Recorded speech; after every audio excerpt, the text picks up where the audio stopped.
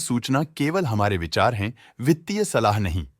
निर्णय लेने से पहले खुद शोध करें। किसी भी लाभ या हानि के लिए हम उत्तरदायी नहीं हैं।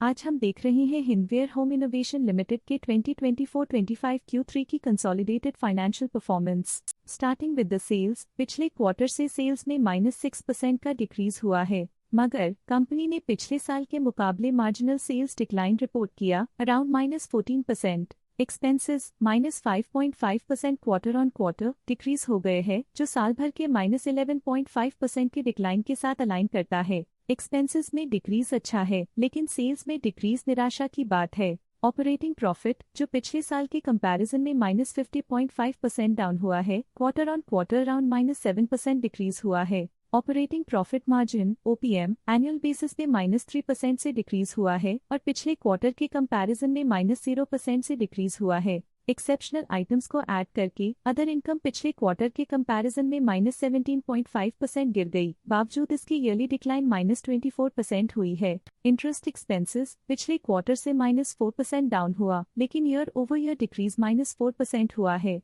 डिप्रिशिएशन कॉस्ट्स में क्वार्टरली -1% का डिक्लाइन देखने को मिला और ईयरली बेसिस पे -2.5% का डिक्रीज देखा गया। Profit before tax annually -527% decrease हुआ, लेकिन प्रोसीडिंग क्वार्टर से -12% डिक्रीज हुआ है। इस साल कंपनी ने 5% टैक्स पे किया और क्वार्टरली कंपनी ने -24% टैक्स पे किया है। नेट प्रॉफिट ने ईयर ऑन ईयर -491.5% का डिक्लाइन दिखाया, लेकिन लास्ट क्वार्टर से -14% का कंट्रैक्शन हुआ है। इस क्वार्टर के दौरान कंपनी का परफॉर्मेंस इतना अच्छा नहीं रहा। नेगेटिव नेट प्रॉफिट लॉसेस को इंडिकेट करता है। वहीं अगर एनुअल एनालिसिस की बात करें तो साल के दौरान कंपनी का परफॉर्मेंस अच्छा नहीं रहा। नेगेटिव नेट प्रॉफिट का मतलब है कि कंपनी प्रॉफिट के कंपैरिजन में नुकसान उठा रही है। अर्निंग्स पर शेयर EPS में ईयरली -462% का डिक्रीज देखा गया, लेकिन क्वार्टरली में 5.5% की गिरावट भी नजर आई। इस क्वार्टर में कंपनी का EPS इतना अच्छा नहीं रहा। नेगेटिव प्रॉफिट कमजोर एफिशिएंसी को दिखाता है। हिंदवेयर होम इनोवेशन लिमिटेड के फाइनेंशियल स्नैपशॉट को रिव्यू करते हुए कुछ मुख्य ट्रेंड्स सामने आए हैं, जो कंपनी की परफॉर्मेंस पर रोशनी डालते हैं। दिसंबर 2021 से दिसंबर 2024 तक हिंदवेयर होम इनोवेशन लिमिटेड की फाइनेंशियल जर्नी में सबसे पहले बात करते हैं सेल्स की। इस साल -7% की कमी के बावजूद पिछले 4 सालों में सेल्स में 17% की वृद्धि हुई है। इस साल सेल्स में गिरावट आई है, लेकिन पिछले 2 साल में अच्छी ग्रोथ हुई थी, जो एक अस्थायी रुकावट को दर्शाता है। अब बात करते हैं एक्सपेंसेस की। इस साल एक्सपेंसेस 2% बढ़े हैं और 4 सालों में 26% का इजाफा हुआ है। इस साल हालांकि एक्सपेंसेस सेल्स से थोड़ा ज्यादा बढ़े हैं, मगर ग्रोथ रेट्स का करीब होना स्टेडी ऑपरेशनल कॉस्ट को दर्शाता है। चैलेंजेस से गुजरते हुए ऑपरेटिंग प्रॉफिट ने इस साल -93% की डाउनटर्न देखी, जो एक ट्रेंड को कंटिन्यू करता है, पिछले 4 सालों में -90% की डिक्लाइन के साथ। इस साल ऑपरेटिंग प्रॉफिट में कमी आई है, लेकिन पिछले 2 साल की वृद्धि रेजिलियंस को दर्शाता है, जो एक अस्थायी मार्केट को संकेत करता है। कठिन दौर से गुजरते हुए नेट प्रॉफिट में इस साल -172.5% की गिरावट आई है, जो पिछले 4 सालों में -118.5% की गिरावट के साथ चुनौती पेश करता है। पिछले 3 सालों से नेट प्रॉफिट में लगातार कमी फाइनेंशियल तनाव को हाईलाइट करता है, जो इन्वेस्टर्स के ट्रस्ट पर असर डाल सकती है। EPS के लिए रास्ता कठिन रहा है। इस साल EPS -171% डिक्रीज हुआ और पिछले 4 सालों में कुल मिलाकर -118% की गिरावट हुई है। पिछले 3 सालों से EPS में लगातार गिरावट कंपनी की लॉन्ग टर्म प्रॉफिटेबिलिटी के लिए चिंता का विषय है। चलिए अब बात करते हैं शेयर होल्डिंग पैटर्न की। हिंदवेयर होम इनोवेशन लिमिटेड की शेयर होल्डिंग रिपोर्ट्स कुछ इस प्रकार की हैं, जो दिसंबर 2024 के 31 तक चलता है। ये रिपोर्ट कंपनी के शेयर्स की डिटेल्ड जानकारी देता है, जिसमें promoters, promoter groups, foreign investors, public investors और सरकारी एंटिटीज शामिल हैं।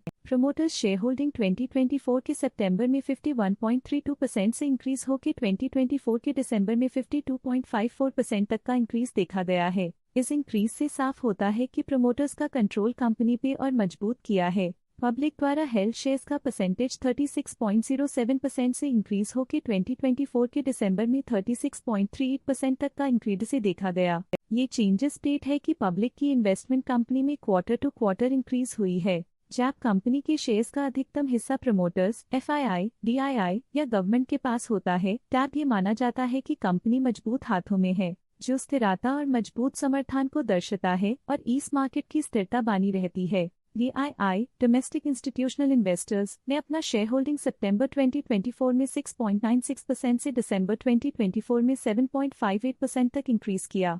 ये बताता है कि डोमेस्टिक इंस्टीट्यूशंस ने कंपनी में अपना इंटरेस्ट 0.62% तक इंक्रीज किया है। फॉरेन इंस्टीट्यूशनल इन्वेस्टर्स के शेयर होल्डिंग में थोड़ा डिक्रीज आया 2024 के सितंबर से 2024 के दिसंबर में, जो दिखाता है कि फॉरेन इंस्टीट्यूशंस ने अपने स्टेक को क्वार्टर टू क्वार्टर -2.15 से डिक्रीज किया है, जिसे पता चलता है कि उन्होंने अपनी इन्वेस्टमेंट्स को पुल बैक किया है।